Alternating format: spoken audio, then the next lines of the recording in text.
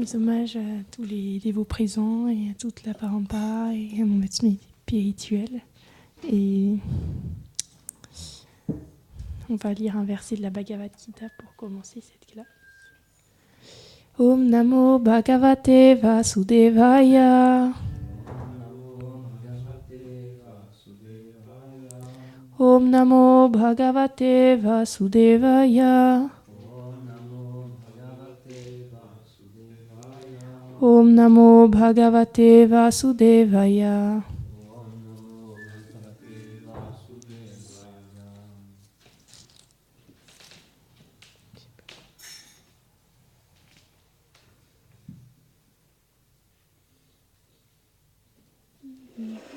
Bon.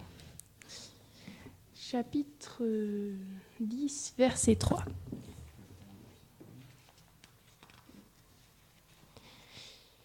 Yomamaja manadimcha veti lokamaheshvaram asamudhasa martyeshu sarva papaim pramuchyate. Seul celui qui me sait être non-né, sans commencement, est le contrôleur suprême de tous les mondes et sans illusion parmi les mortels et libre de tout péché. Commentaire. Srila Vishwanath Chakravarti Thakur dit : les questions suivantes pourraient être posées. Est-ce que les demi-dieux et les grands sages de l'univers comprennent véritablement comment tu manifestes ta forme en tant que le Seigneur qui est au-delà de toute conception, et du temps et de l'espace? Touchant sa poitrine avec son index, Shri Krishna répond en énonçant ce verset qui commence par les mots « Yo Mam ». Celui qui sait que je suis non-né me connaît en vérité. Est-ce que cela signifie que toi seul es la vérité sans commencement? Est-ce que le grand aïeul Brahma, le premier être manifesté dans l'univers, ne l'est pas? Et si Brahma est sans commencement, il doit savoir que tu es l'âme suprême, toi qui es sans naissance et sans cause. En réponse à cela, le Seigneur dit « Yo Mam Veti ». Celui qui me sait être sans commencement, non né et à la fois né de Vasudev, le Père éternel de Krishna, et celui qui connaît véritablement la vérité. Ici, le mot Mam se réfère au Seigneur qui est né de Vasudev. D'après la Gita 4.9, il est dit « Ma naissance et mes activités sont divines. Parce que je suis l'âme suprême, je prends naissance et à la fois je demeure non né. Tout ceci est accompli par mon Achintya Shakti, ma puissance inconcevable. Ces deux choses sont absolument vraies. Comme il l'est dit dans la Gita 4.6, bien que je sois non-né, moi qui suis éternel et sans changement, je prends également naissance. Il est donc très difficile de comprendre la nature des activités transcendantales de Shri Krishna, même pour les grands sages. Shri Uddhava l'affirme dans le Srimad Bhagavatam 3.4.16. Karmya asya bhavo bhavasyate durgashrayotari bhayat palayanam kalatmanoyat pramadayuta shrama svatman rate kidyati dhir vidamiha. Ô Seigneur, bien que tu sois sans désir, tu t'engages dans l'action. Bien que tu sois non-né, tu prends naissance.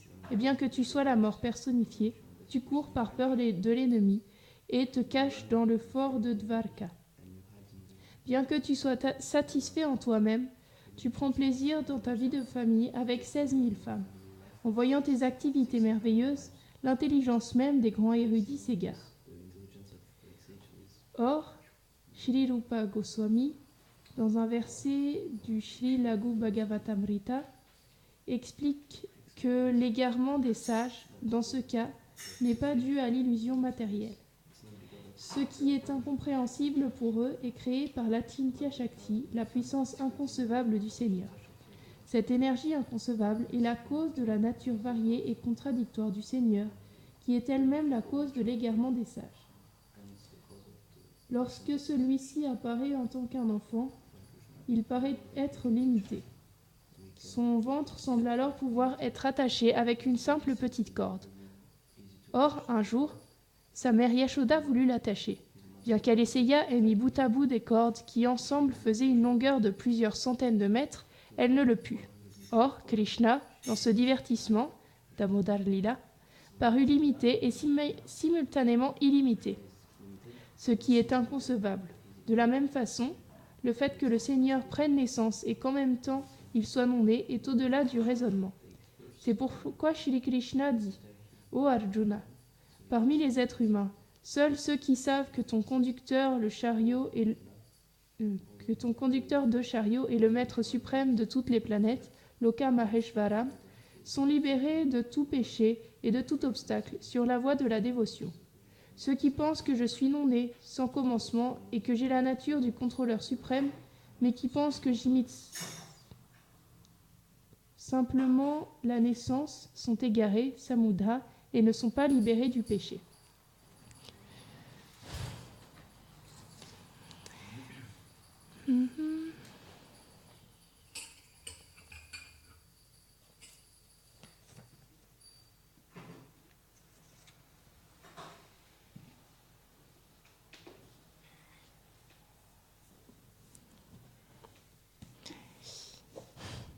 C'est pas facile de comprendre les divertissements de Krishna parce que, comme c'est dit dans cette tenue portée, ils sont complètement inconcevables.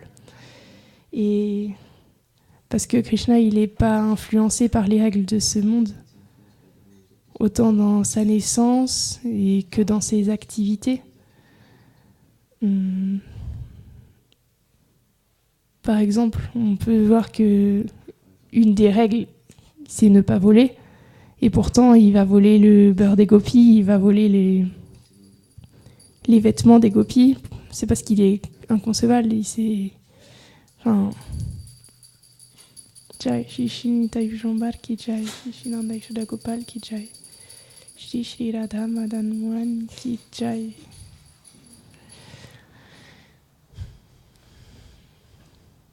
Lorsque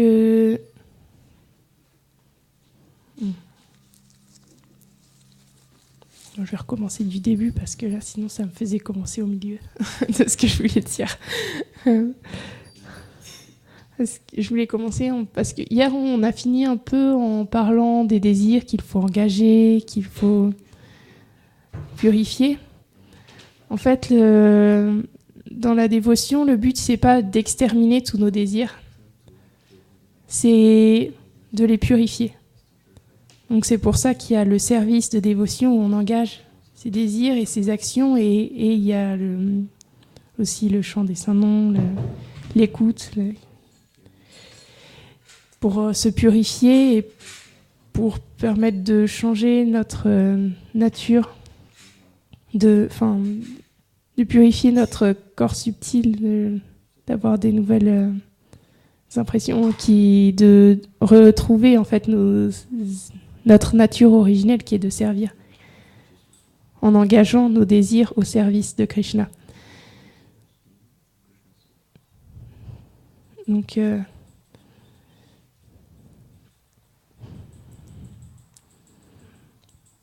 les dévots, en fait, ils s'engagent complètement, on dit corps et âme, mais ils engagent tout au service de Krishna.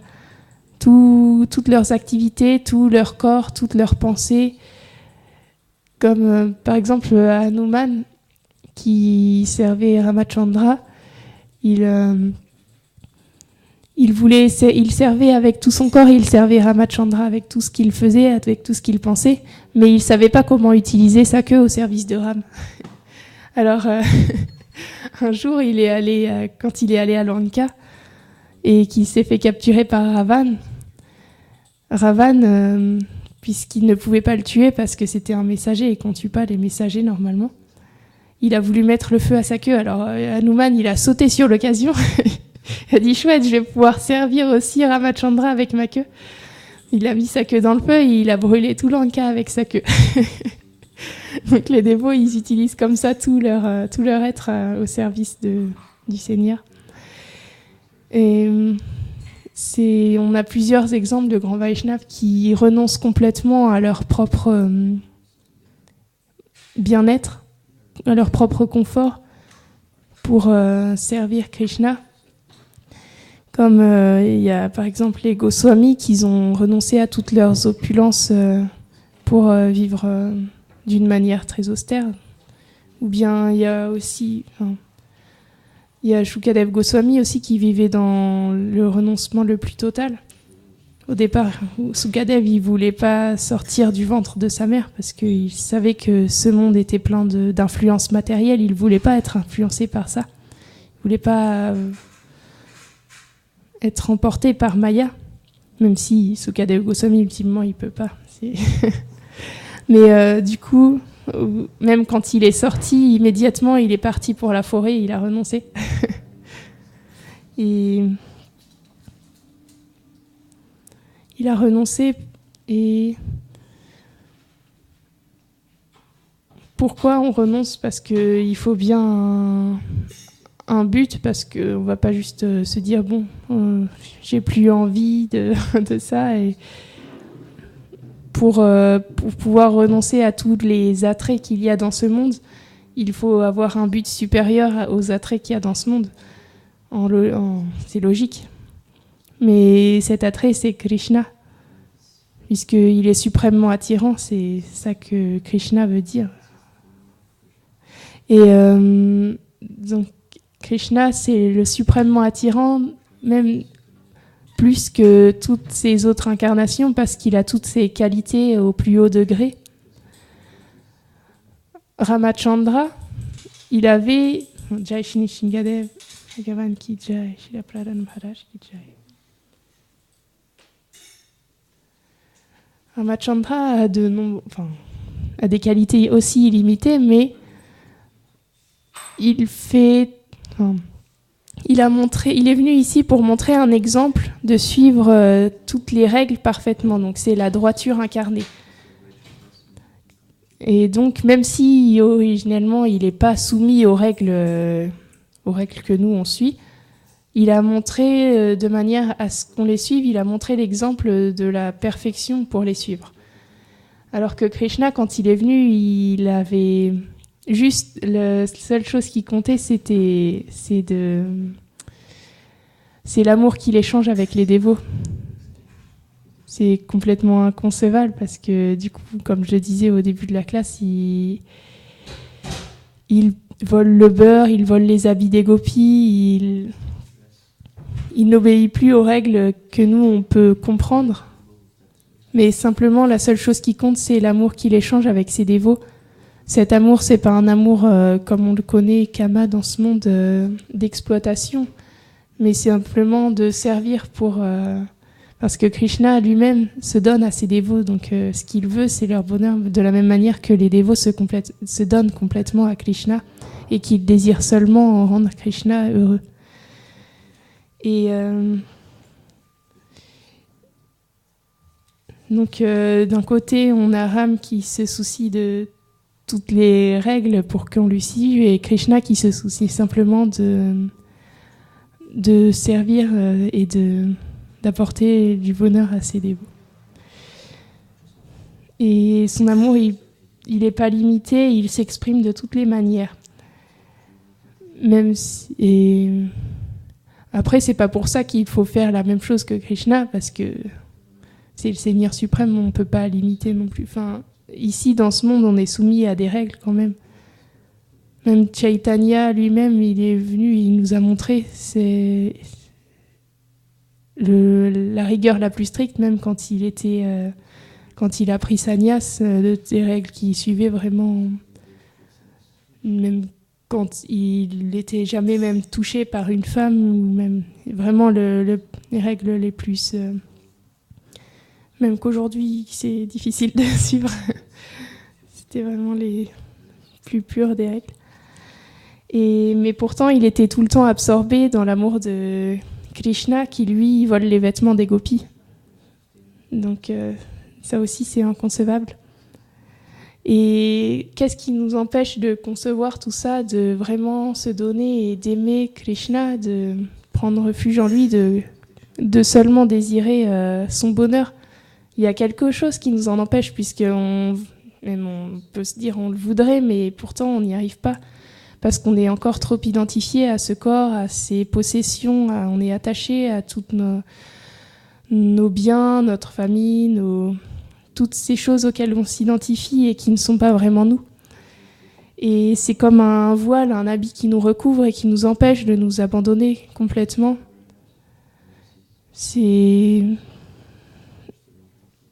c'est pour ça qu'il y a toutes ces étapes de l'abandon qui ont été décrites même par Chaitanya dans le Shikshastakam, où il commence par faire les gloires du Saint-Nom, glorifier le Saint-Nom en disant qu'il purifie le cœur.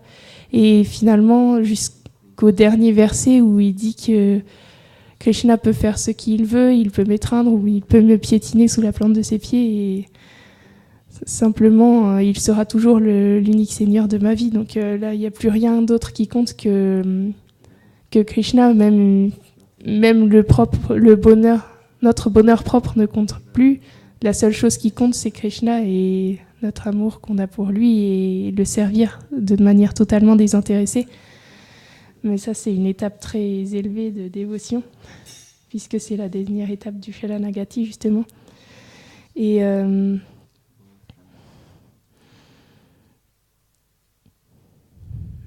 cette fausse identification aussi, elle nous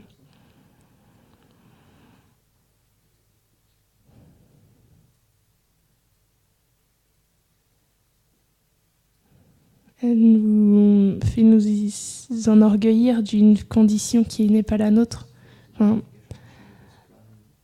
je ne sais plus qui a dit que la meilleure identification, c'était celle d'être un dévot. Mais même en étant dévot, il faut faire attention, disons, parce qu'on peut même s'enorgueillir de ça et se servir de ça pour se dire, bon, moi je chante plus de tout, ou je jeûne plus longtemps, ou je sais pas, je fais un plus beau tilak. et on peut même se servir de ça, et même de la religion. C'est courant finalement de se servir de la religion pour alimenter notre orgueil, de se dire, moi j'ai la vérité, et puis eux, ils vont tous brûler en enfer. Alors que originellement, même les dévots authentiques, ils sont là pour servir et pas pour s'enorgueillir de cette religion. Lorsqu'on se relie à Krishna, on veut finalement aider tous les êtres à se relier eux-mêmes à Krishna.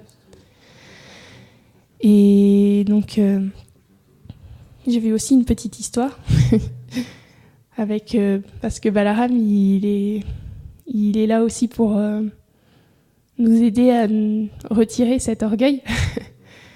Et donc j'ai une histoire avec Balaram qui va voir les Kurus et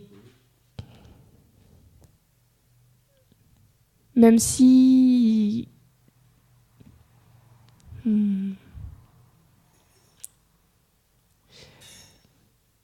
le principe c'est aussi que Krishna il nous laisse notre libre arbitre. Donc on est toujours libre, comme on voit Duryodhana finalement, il n'a jamais voulu s'abandonner à Krishna. Mais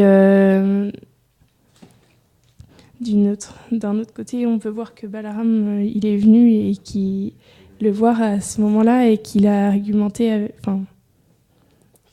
qu'il est venu pour corriger sa fierté. Donc c'est le fils de Krishna et de Jambavati, c'est ça je crois, oui, qui s'appelle Samba. Il était tombé amoureux, on va dire ça comme ça, de la fille de Duryodhana qui s'appelle Lakshman. Et il l'a enlevé parce que pour les kshatriyas, c'est une manière très noble de se marier, c'est d'enlever de kidnapper un peu l'épouse convoitée. Mais les Kurus, ils n'étaient pas contents, alors ils ont capturé Samba et Lakshman et ils les ont gardés. Alors les Yadus, à leur tour, ils n'étaient pas contents. Et Ugrasen, il a envoyé Balaram et des ministres avec Uddhava aussi pour qu'ils aillent récupérer Samba et Lakshman. Donc déjà, il y a Donc Balaram, il est allé voir les Kourous avec tous les ministres. Il a envoyé Uddhava, il n'est pas rentré dans Hastinapur. Il est resté à la frontière d'Hastinapur et il a envoyé Uddhava prévenir les Kourous. Donc il y avait Bhishma, Drona, Duryodhana, Dhritarashtra. Ils étaient tous très heureux de voir Uddhava et ils l'ont adoré comme il se doit. Et après, ils ont su qu'il y avait Balaram qui était à la frontière d'Hastinapur. Alors ils sont tous allés voir Balaram. Ils aimaient beaucoup Balaram, donc ils étaient très heureux. Ils l'ont adoré. Ils lui ont demandé des nouvelles de tous les proches, des formalités. Donc après avoir échangé toutes ces choses-là, il y a Balaram qui leur a dit qu'il avait entendu qu'ils avaient enlevé Samba et Lakshman. Et donc il leur a dit, s'il vous plaît, est-ce que vous pourriez les relâcher pour qu'ils reviennent avec nous? Et à ce moment-là, Duryodhana, il s'est mis très en colère. Et il a dit que...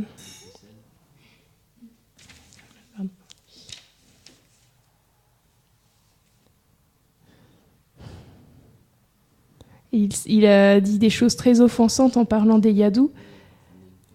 Il a dit qu'il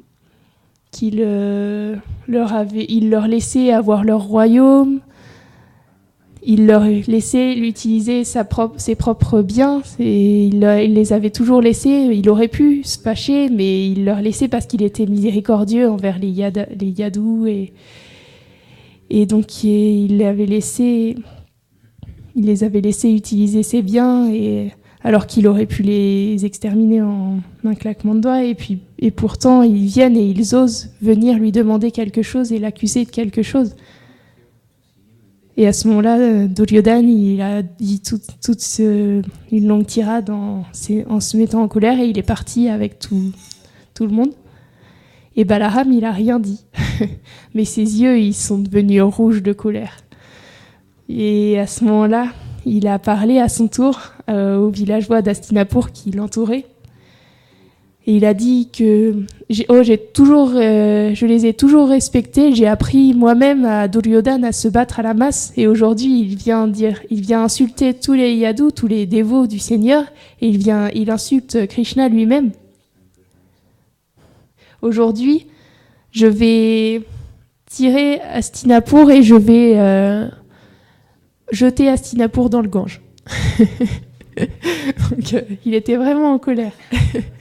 Et à ce moment-là, il y a, sous l'ordre de Balaram, il y a le Gange qui s'est agité, qui s'est mis à faire des vagues énormes.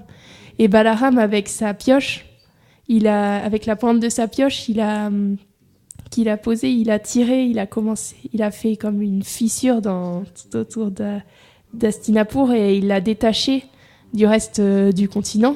Et il a commencé à tirer à Hastinapur vers le Gange.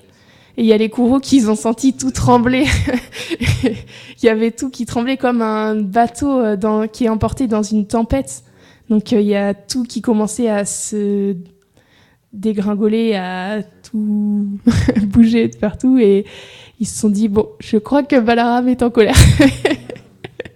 Et donc il y a les Kourous, ils sont tous venus et ils ont pris Samba et Lakshman, ils les ont mis devant eux. Et ils sont allés voir Balaram qui était toujours en train de tirer Hastinapur pour aller le mettre dans le Gange. Et à ce moment-là, ils ont loué Balaram. Ils se sont dit, oh Balaram, on sait que tu ne te mets jamais en colère. Tu es toujours dans la vertu. En fait, tu fais simplement ça pour corriger notre orgueil et pour... parce qu'on est devenu fiers de nos biens, de notre richesse, de nos possessions, mais tu es venu personnellement pour nous corriger, au Balaram. Et il y a Duryodhana qui lui a dit, oh, je vais passer des richesses, des joyaux à ma fille, et elle va pouvoir partir avec Lakshman, non, avec Samba. Et donc à ce moment-là, Balaram, il a été apaisé, et il a reposé à Hastinapur. Et les Kourous aussi, ils ont fait ça parce que ils voulaient être sûrs que Samba, c'était un bon époux pour Lakshman parce qu'elle était très convoitée, parce qu'elle avait beaucoup de qualités. Donc là, ils ont pu voir que Samba était un bon époux et ils étaient tous très satisfaits. Donc voilà. Jai. Balaram ki jai. Si vous avez des choses à ajouter, des questions. C'est bon, Haribol.